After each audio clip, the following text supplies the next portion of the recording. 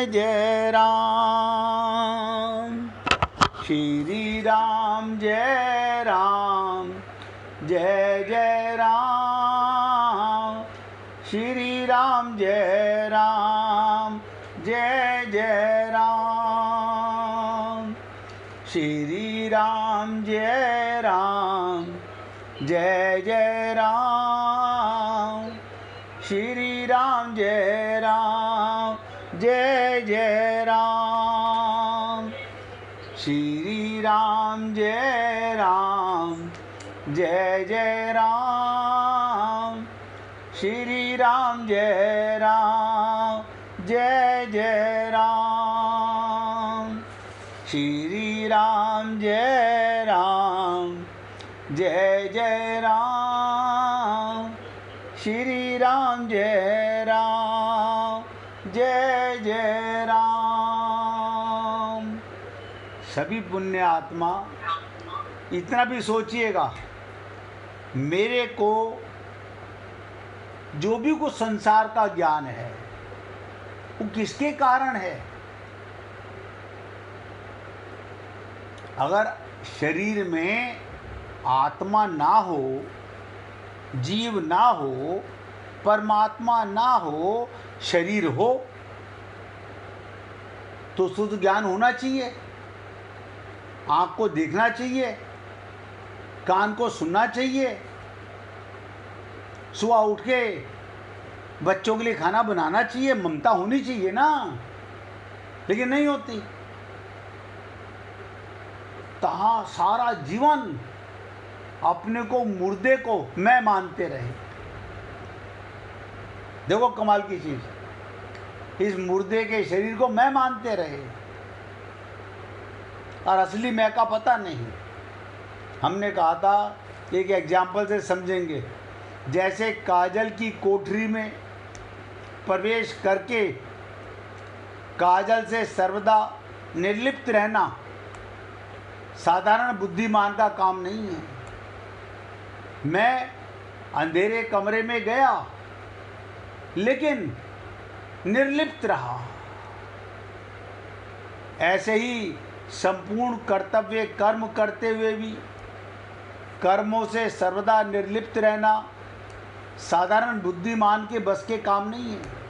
बहुत बड़ा विवेक चाहिए, बहुत बड़ी शरणागति चाहिए। जब तक आत्मज्ञान नहीं होगा ये अज्ञान मिटेगा नहीं, ये मिटेगा नहीं। अच्छा, बहुत से लोग कहते हैं अब मिटने का मतलब ये भूल जाएंगे, हम इन्हें परिवार को भूल जाएंगे ना। शरीर में रहते रहते ये ज्ञान होना चाहिए, मैं शरीर नहीं हूँ, मेरे कारण ये शरीर वर्क कर रहा है। मैं इस शरीर का सदुपयोग करूं या दुरुपयोग करूं। सदुपयोग माने सेवा और भगवान का प्रेम, और दुरुपयोग अपने को शरीर मान के माया के संसार में ममता का जंजाल फंसा करके। पहले कम बिगड़े हुए थे, हमारे पुराने पाप कम थे, इस जन्म में आके और अनंत पाप कर लिए।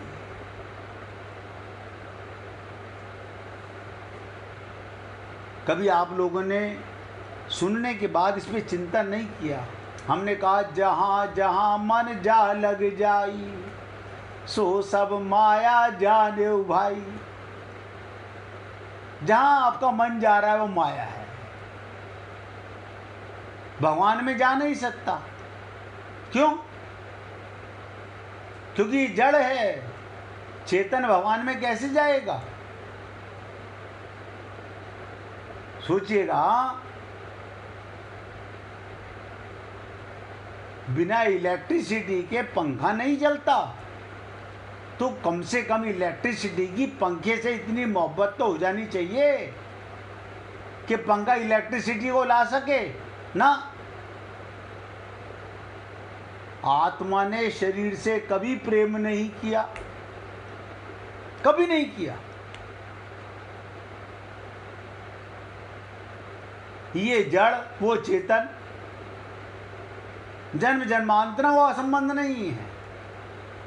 शरीर से आपके स्वरूप का, आपका अपना कोई संबंध नहीं है। अज्ञानता बस माना हुआ है। इसलिए भगवान ऐसे कर्मयोगी को मनुष्यों में बुद्धिमान कहते हैं, मेधावी कहते हैं, बुद्धिमान कहते हैं, जिसने शरीर में रहते हुए अपने को शरीर से अलग मान लिया। पहले जाना फिर माना। अब हम जानते तो हैं लेकिन कच्चा जानते हैं। नहीं ऐसा है ना, आप बताते तो हो, लेकिन फिर वो ममता है ना। कौन ममता? आत्मा की ना, शरीर की, वो हावी हो जाती है।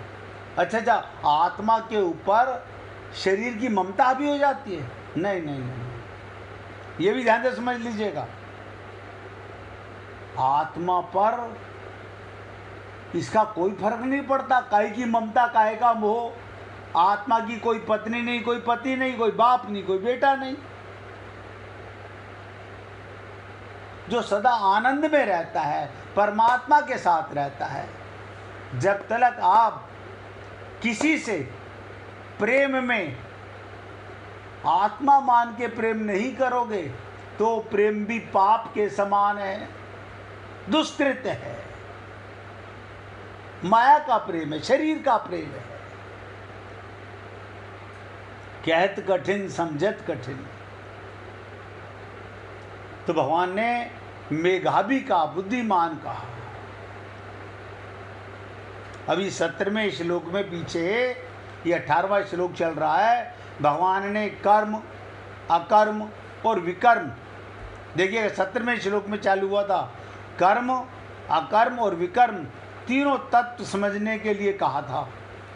यहाँ मनुष्येषु बुद्धिमान, भगवान मानो ये बताते हैं जिसने कर्म में अकर्म और अकर्म में कर्म तत्व को जान लिया, उसने सब कुछ जान लिया, अर्थात वो ज्ञात ज्ञातव्य हो गया।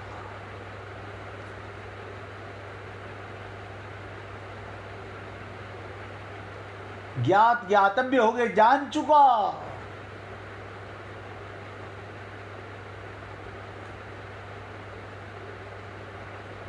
महात्मा बुद्ध अपने शिष्य,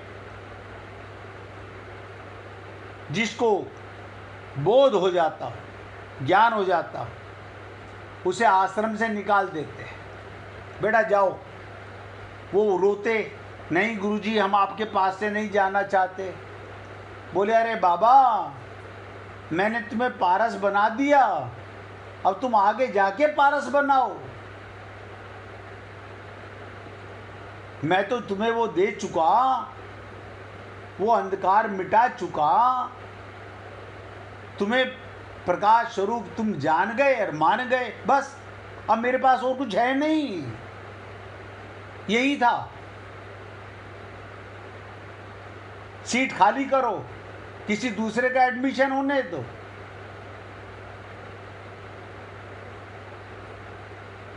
लेकिन एक शिष्य थे उनके, श्रोण, जब वो गए और सबसे पहले ऐसे गांव में भेजा जहां महात्मा बुद्ध को गालियां पड़ती थी,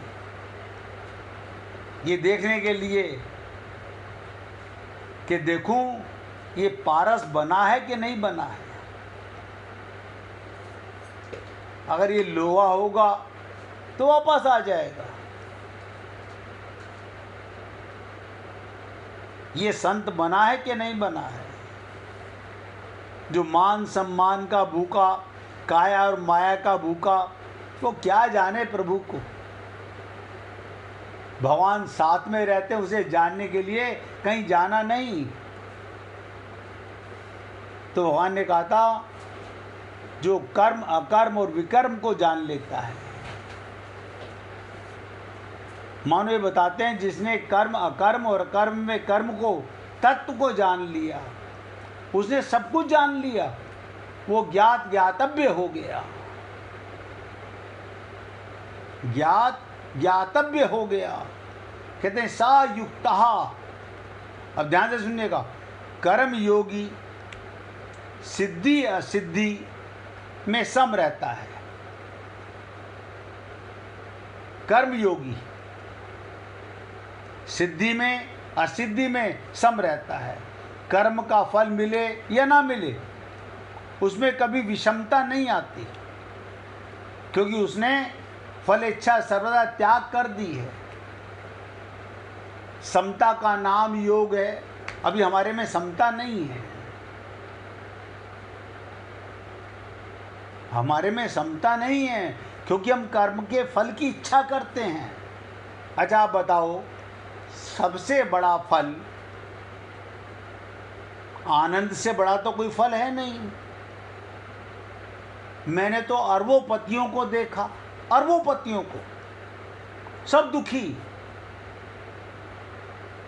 किसी की पत्नी से नहीं बन रही, किसी की बेटे से नहीं बन रही, किसी की भाइयों से नहीं बन रही, किसी के परिवार से नहीं बन रही, कोई काया दुखी, कोई माया दुखी। हाँ, ऊपर से लीपा पोती पूरी करते हैं, हम सब साथ साथ हैं। ये दिखावटी टट्टू पने के काम ज्ञान नहीं है। सम रहता है, उसमें कभी विषमता, ममता, मोह, आसक्ति नहीं आती। उसने फल की इच्छा का सर्वदा त्याग कर दिया। समता का नाम योग है। वो नित्य निरंतर समता में स्थित, इसलिए वो योगी है, इसलिए वो योगी है, वो समता में स्थित रहता है।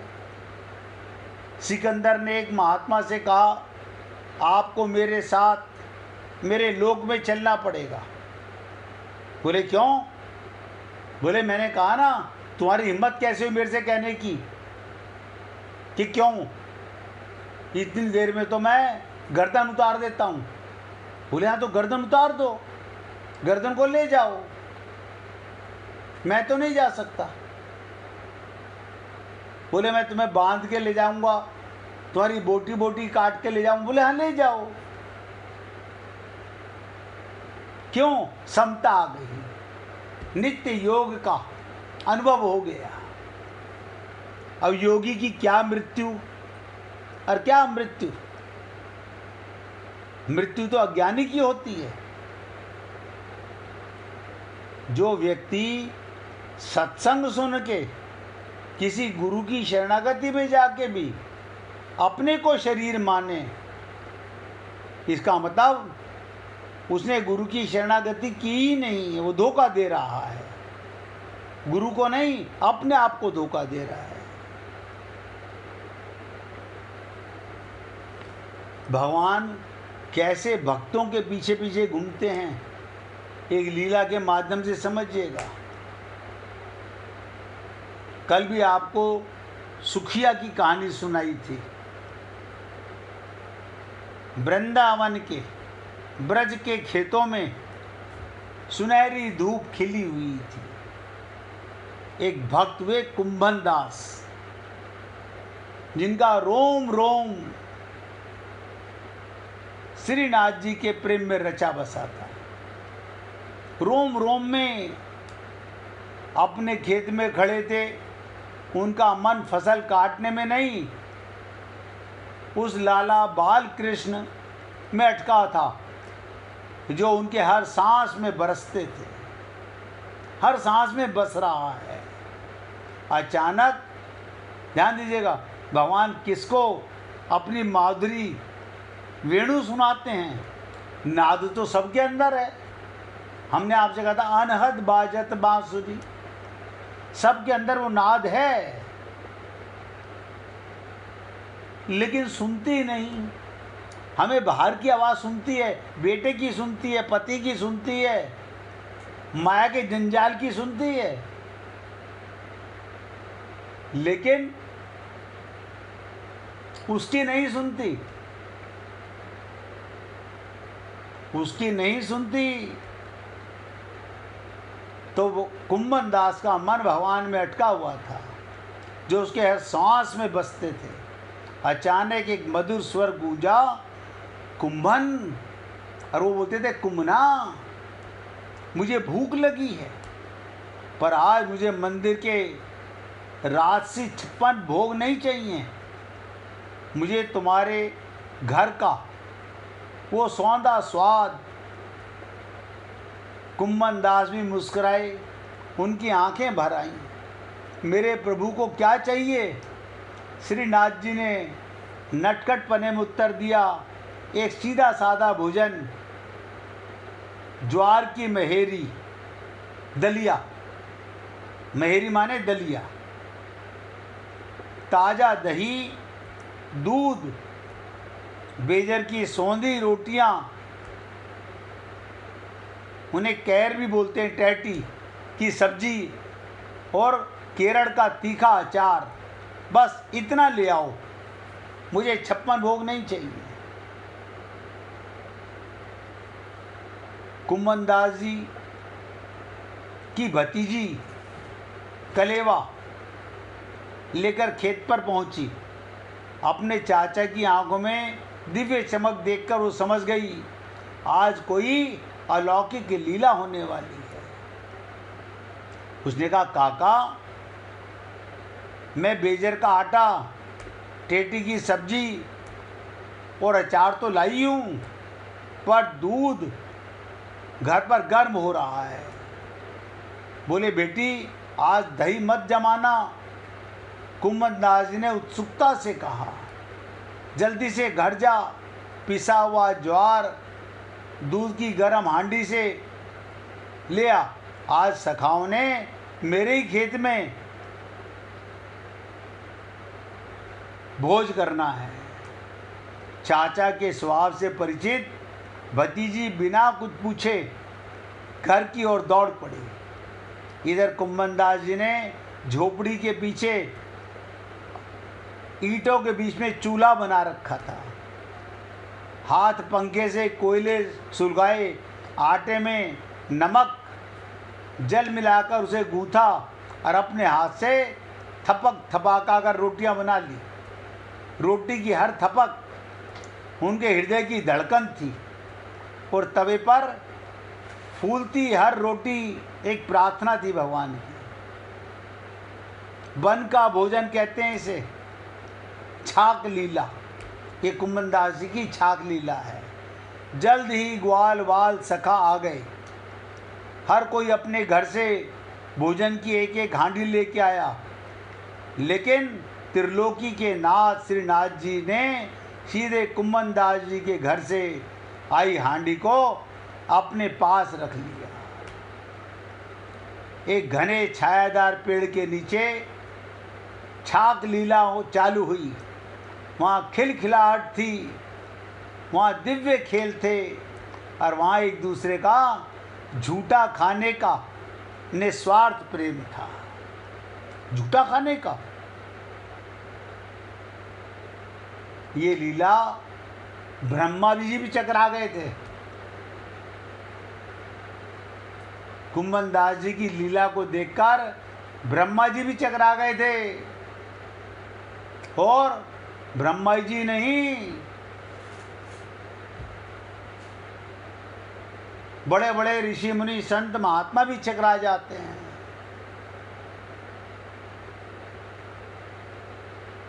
अमृत था, कुम्भन दास जी ने तैयार किया, श्रीनाथ जी की हांडी से चखा, वही जिसे कुम्भन दास जी ने तैयार किया था। सब ठिठक गए। वो केवल भोजन नहीं था, अमृत था। साधारण बेजर की रोटी और टैटी की सब्जी का स्वाद स्वर्ग के व्यंजनों से भी अधिक दिव्य था। आनंद का गायन होने लगे। तृप्त होकर श्रीनाथ जी ने कुम्भन दास जी की ओर देखा और धीरे से बोले, कुम्भन, मेरे लिए कुछ गाओ ना। कुम्भन दास जी भगवान के लिए भाव में रोते हुए भजन गाते थे। परमानंद की अवस्था में कुम्भन दास जी ने सारंग राग में कीर्तन छेड़ दिया। ब्रज में बड़ो मेवा वो टेटी, बजरे की रोटी के संग इसका स्वाद अनूठा है। उन्होंने गाया कि कैसे घर घर से अलग अलग स्वाद की छाक आई हैं, खट्टी मीठी नमकीन, और कैसे वो सब प्रभु के प्रेम में एक हो गई हैं। कीर्तन समाप्त हुआ। उपवन में एक गहरा सन्नाटा छा गया। श्रीनाथ जी और सखा चुपचाप अपने दिव्य लीलाओं में लौट गए, पर कुंभन दास जी वहाँ पेड़ के नीचे समाधि में खो गए। समाधि में वो संसार को भूल गए। कभी आप और हम लोग भूले हैं? सो नहीं, सोते हुए भूलना नहीं है, संसार को भूल गए। वो अपने शरीर को भूल गए। ध्यान से सुनो, अनहद नाद की लीला। संसार को भूले, अपने शरीर को भूले। अब वो ना किसान थे ना कवि थे, बस एक ऐसी आत्मा थे जो प्रभु की उपस्थिति की खुशबू में डूबी हुई थी। वो कौन सा प्रेम था? आत्मा का परमात्मा के साथ प्रभु की उपस्थिति में खुशबू में डूबी थी। सूरज ढल गया, तारे निकल आए, कर कुंभन दास जी निश्चल बैठे रहे अपने हृदय के मंदिर में। उस छाक लीला का कन्हैया को अपनी गोदी में बैठा के आनंद ले रहे थे। आपने तो 5 मिनट लीला सुनने में लगाए। कभी प्रयत्न तो कीजिए संसार को, शरीर को भूलने का। वो कैसी मस्ती है, वो कैसा आनंद है। एक बार उसका स्वाद लग गया, एक बार, आप बार बार उसमें छलांग मारोगे। संसार में मन लगेगा नहीं। ये संसार के कुचग्र सब झूठे हैं, सच्चा नाता एक है। इसलिए निवेदन कर रहा हूं, कोशिश करो। भगवत प्राप्ति कठिन नहीं है। मन को संसार से हटाकर अंतःकरण में ले जाकर अमन होना, मन से अलग होकर आत्मा का ज्ञान होना और परमात्मा के प्रेम का जो स्वाद है, मैंने कहा ना, वो ऐसा नशा है, एक बार लग जाए, एक बार लग जाए, फिर संसार मलमूत्र विष्ठा के समान नजर आने लगता है। कहीं मन लगता नहीं, कहीं जाने को मन करता नहीं, और यहाँ हमारा मन टिकता नहीं। देखो कमाल की चीज है।